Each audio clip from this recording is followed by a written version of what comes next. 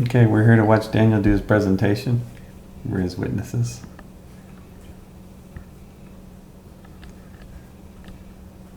Okay, so look good, David? Okay. Yeah.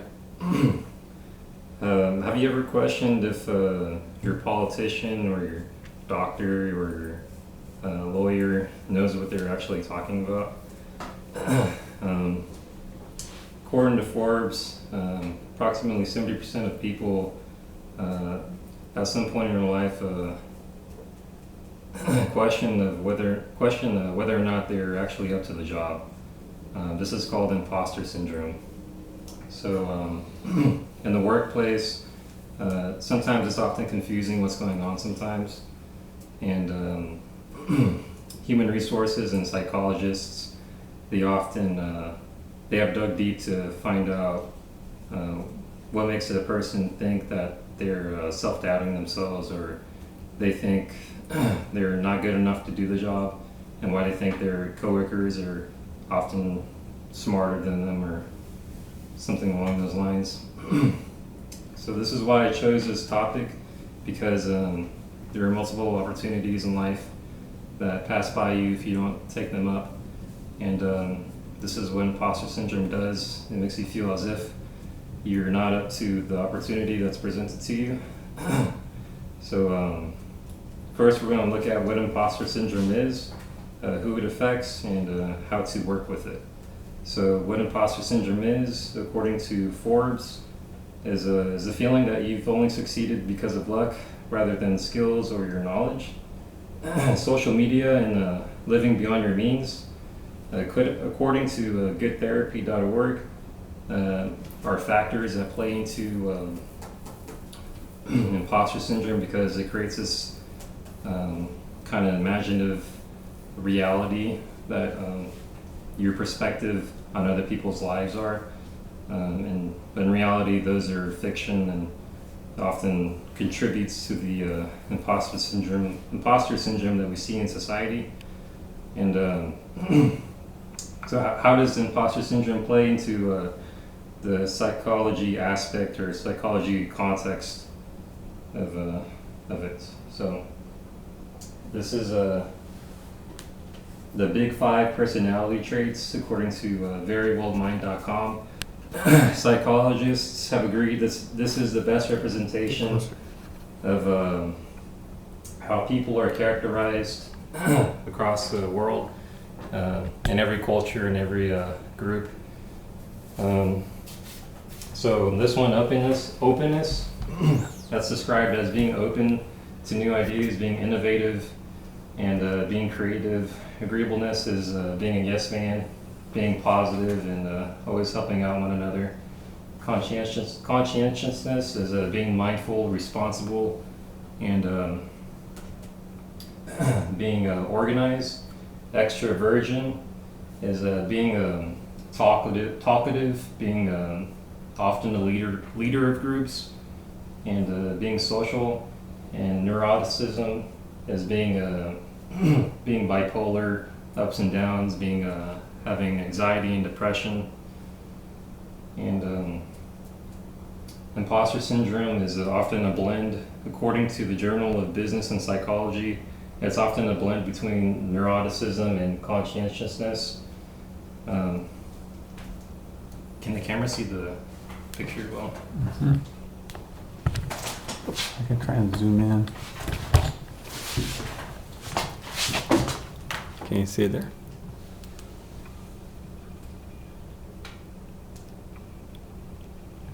Maybe it doesn't seem like it picks up the color very good. Sorry, Daniel. Okay, I can keep going. Yeah. So imposter syndrome is, according to the Journal of Business and Psychology, it's a closely fits between neuroticism and conscientiousness. And imposter syndrome is associated with perfectionism, which fits into the category of conscientiousness. Perfectionism is closely related to OCD, it's an obsessive compulsive disorder. A symptom of imposter syndrome is overworking at your workplace because you're trying to make up for that self-doubt that you're experiencing, and you don't want to feel as if you're impersonating a fake or you don't belong to be there. So now that we understand what imposter syndrome is, let's look at who is affected by it and how to work with it. So people who are affected by imposter syndrome are people who have occupations with lots of responsibility, and those occupations could be from healthcare workers, lawyers, or pilots. According to the Journal of, let me get the citation. According to the Journal of Aviation, Aerospace, Education, and Research, these people with these high stress jobs are often reported to have higher levels of imposter syndrome because of the decisions that they make and the consequences of making the wrong decision. Another group of individuals who experience imposter syndrome greatly are PhD students, students who are accepted to graduate school. They experience imposter syndrome somewhat because of they feel they are not worthy. This is according to a TEDx talk, a TED talk by Cox.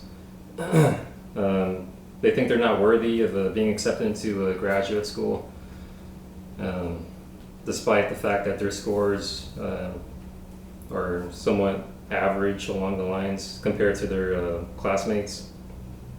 Minorities are also affected in groups such as race, gender, or age.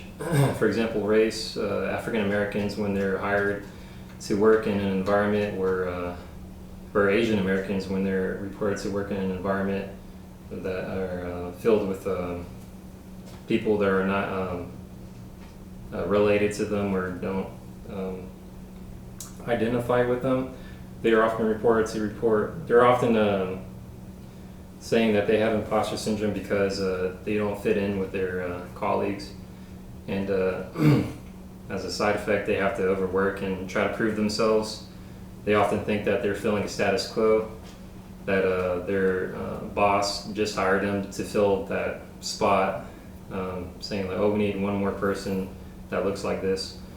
So that's when another group is age. Younger people tend to believe that they don't have enough experience and they self-doubt themselves. And as a side effect, they don't take the opportunities and they don't move up the ladder in their company. Another category is education. People who have a lower education, they self-doubt themselves too. This is according to the Journal of Aviation and Aerospace, Education, and Research. This is a diagram of what imposter syndrome is like. So this is a good representation. Let's see. Hopefully it focuses in. This is a good representation. This is what the individual knows, and this is their perspective.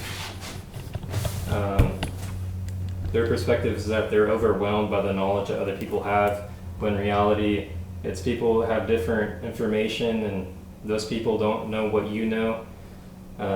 That's not always the case, but it's more of this case, the reality, than it is your perspective. So how do we work with imposter syndrome?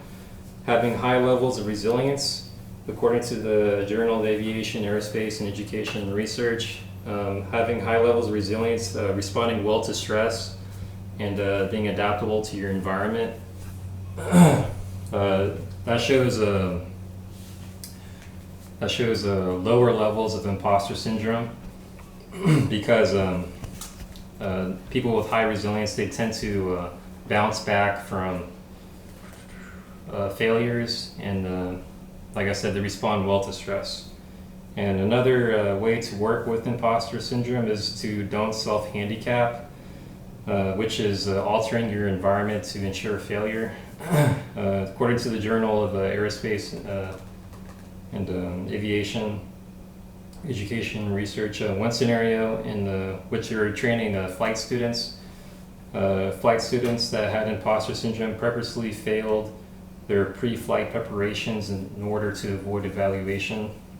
This is to protect themselves because they don't want to be exposed as a failure. So before they were actually tested on their knowledge, they avoided evaluation by failing their pre-flight preparations. So imposter syndrome is a feeling that you're not up to the job, and it's a bad way to think that way. According to Forbes, imposter syndrome is not always bad because it's an indication that you're gaining experience. Because to step out of your comfort zone, that's to learn new experiences, and that's what imposter syndrome is stepping out of your comfort zone.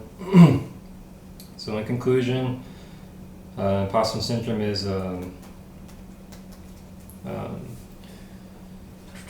feeling of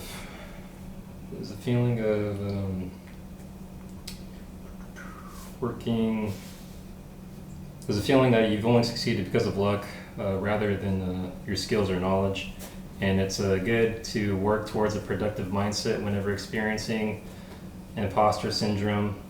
I have another picture here that shows all the occupations and all the different experiences people, all the jobs and all the tasks and all their personal experiences and their individual imposter syndrome experiences. So in conclusion, let's see. Like I said, working towards a good mindset is good.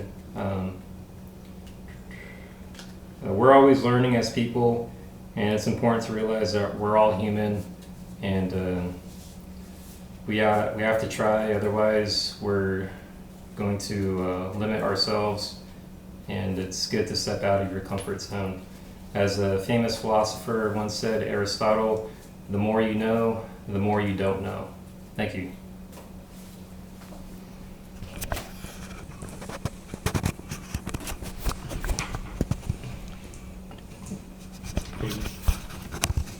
Good speech, Daniel. Okay, how do you turn it off? Wow, I'm impressed. Thanks.